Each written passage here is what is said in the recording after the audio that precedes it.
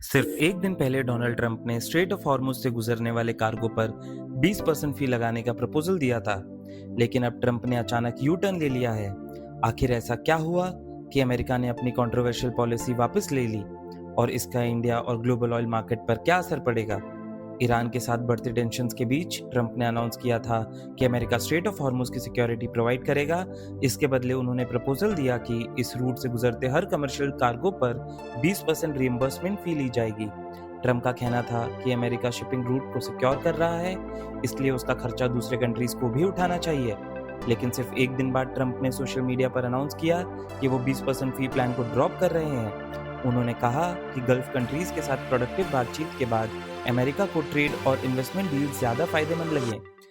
यानी टोल या ट्रांजिट फी की जगह अमेरिका गल्फ इन्वेस्टमेंट और इकोनॉमिक पार्टनरशिप पर फोकस करेगा। एक्सपर्ट्स ने शुरू से ही इस प्रपोजल पर सवाल उठाए थे। सबसे बड़ा सवाल था 20% फी कैलकुलेट कैसे होगी, कलेक्शन का मैकेनिज्म क्या होगा, और क्या इंटरनेशनल मैरिटाइम लॉ इस तरह की फी को अलाउ करता है।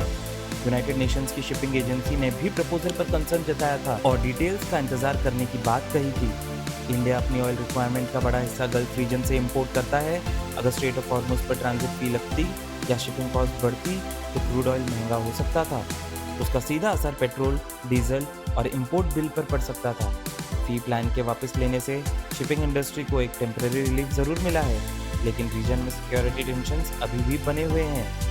फिलहाल डोनाल्ड ट्रंप ने 20% हॉर्मुज फी प्लान को वापस ले लिया है और उसकी जगह गल्फ कंट्रीज के साथ इन्वेस्टमेंट डील्स को प्रेफरेंस दी है। लेकिन मिडिल ईस्ट की सिक्योरिटी सिचुएशन और स्ट्रेट ऑफ हॉर्मुज की स्ट्रैटेजिक इंपॉर्टेंस अब भी ग्लोबल इकोनॉमी के लिए बहुत क्रिटिकल बनी हुई है।